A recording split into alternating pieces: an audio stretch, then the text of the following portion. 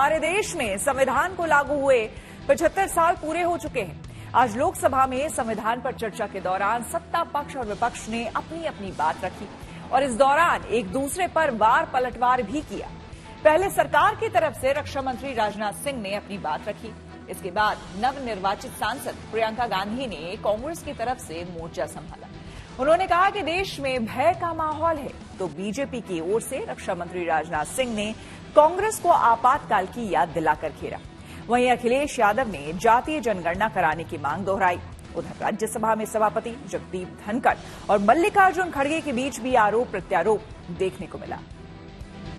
देश देख रहा है कि एक व्यक्ति को बचाने के लिए 142 करोड़ देश की जनता को नकारा जा रहा है। प्रधानमंत्री नरेंद्र मोदी जी के नेतृत्व में हमारी सरकार सबका साथ, सबका विकास, सबका विश्वास और सबका प्रयास।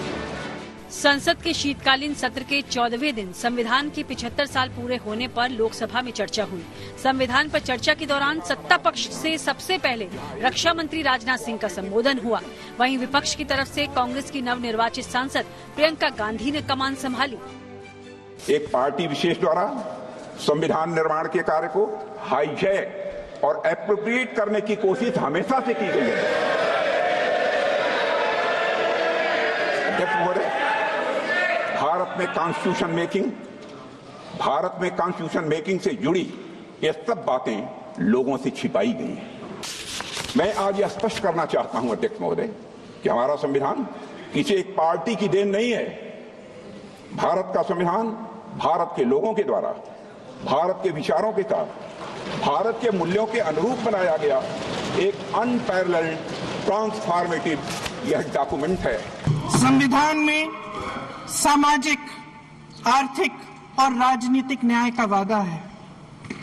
ये वादा एक सुरक्षा कवच है जिसको तोड़ने का काम शुरू हो चुका है।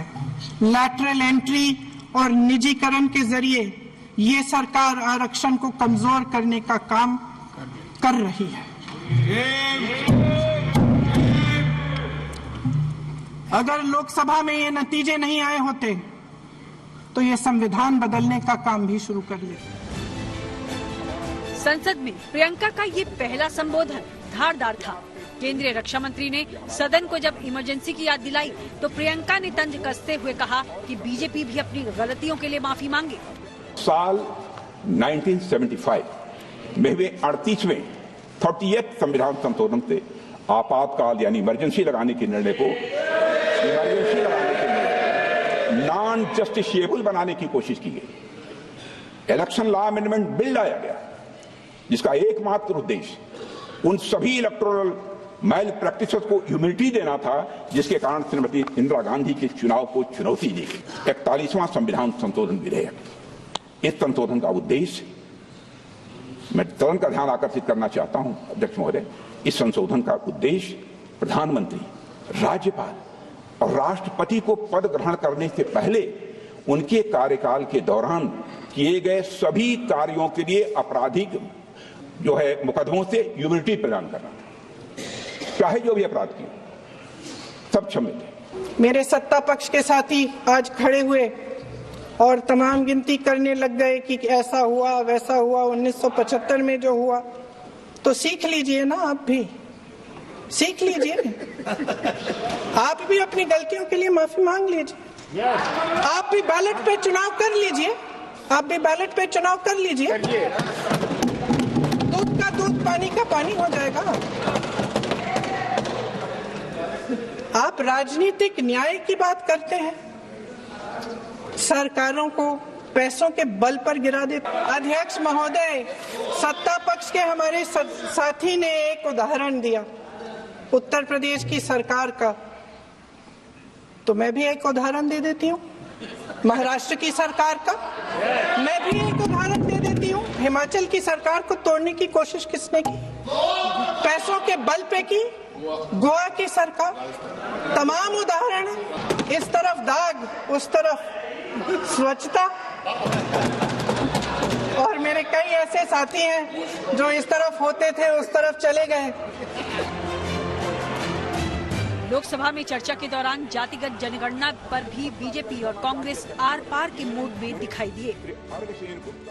बेसिक स्ट्रक्चर के सिद्धांत को नकारने के लिए 42वें संविधान संशोधन के द्वारा यह प्राविधान किया गया था कि आर्टिकल 368 के तहत किया गया प्रत्येक संवैधानिक संशोधन यह वैध हो। आज उसी पार्टी के लोग जात के आधार पर जनगणना कराना चाहते कराएं, हमें कोई आपत्ति नहीं, लेकिन मैं जानना चाहता हूं कि देश की जनता की आंखों में धूल झोंक कर राजनीति नहीं की जानी चाहिए। राजनीति करनी है तो जनता की आंखों में आंख डालकर राजनीति आपको एक ब्लूप्रिंट लेकर आना चाहिए, एक मसौदा लेकर आना चाहिए, ऐसा मसौदा जिसमें कि यह पूरी तरह से स्पष्ट हो, जो जातिगत जनगणना कराएंगे किस जाति को आरक्षण का कितना प्रतिशत देंगे, इसका भी खुलासा होना चाहिए। आज जनता की मांग है कि जाति जनगणना हो। सत्ता पक्ष के मेरे साथी ने इसका जिक्र किया। ये जिक्र भी आज इसलिए हो रहा है क्योंकि चुनाव में ये नतीजे आए। ये जाति जनगणना इसलिए जरूरी है ताकि हमें पता चले कि किसकी क्या स्थिति है और नीतियां उस हिसाब से बने। जब चुनाव में पूरे विपक्ष ने जोरदार आवाज उठाई कि ये जाति जनगणना होनी चाहिए, तो इनका जवाब देखिए। इनका जवाब भैंस भाग भैंस चुरा लेंगे, मंगलसूत्र चुरा लेंगे, इनका ये जवाब था। जाति जनगणना पर कांग्रेस का समर्थन समाजवादी पार्टी ने भी किया। अखिलेश यादव बोले, जब मौका मिलेगा तो वो जातिगत जनगणना कराएंगे। अध्यक्ष महोदय, मैं जब सरकार की तरफ से माननीय मंत्री जी को सुन रहा था, उन्होंने जाति जनगणना को लेकर के कहा कि जाति जनगणना कराना चाहे तो करा लें। हम लोग तो उस पक्ष के धर लोग हैं, अगर आप करा सकते हैं तो आप कराइए। नहीं अध्यक्ष महोदय, जब कभी भी हम लोगों को मौका मिलेगा तो जाति जनगणना कराने का काम हम लोग करेंगे। राज्यसभा में आज भी जमकर हंगामा हुआ। सभापति जगदीप धनखड़ कांग्रेस सांसदों पर सदन की कार्यवाही में बाधा डालने के लिए जमकर बरसे। आप लोग चिंतन नहीं करेंगे, 24 घंटे एक ही काम है कि किसान का बेटा यहाँ क्यों बैठा है। मैं आंखों से देख रहा हूँ, पीड़ा महसूस कर रहा हूँ। मेहरबानी कर दिल टटोलिए, मेहरबानी कर कुछ सोचिए। मैंने इज्जत देने में कोई कमी नहीं रखी है। इसके जवाब में नेता विपक्ष मल्लिकार्जुन खड़गे ने कहा कि विपक्ष की आवाज दबाने की कोशिश हो रही है। आपको अगर इस सदन को चलाना है, नियत से चलाना है, लोकतंत्र को बचाना है, आप ये बात नहीं करते। हर आदमी उठ के, हर मेंबर उठ के 5-5 मिनट, 10-10 मिनट बात करता, आप चुप्पी साधे हैं। इसका मतलब you are encouraging them, you are telling them. संसद में संविधान पर ये चर्चा अभी लोकसभा में कल भी चलेगी। रविवार की छुट्टी के बाद राज्यसभा में भी 2 दिन की चर्चा है। लोकसभा में कल प्रधानमंत्री मोदी का संबोधन होना है और इस दौरान विपक्ष के हंगामे के आसार लग रहे हैं। Bureau report, good news today.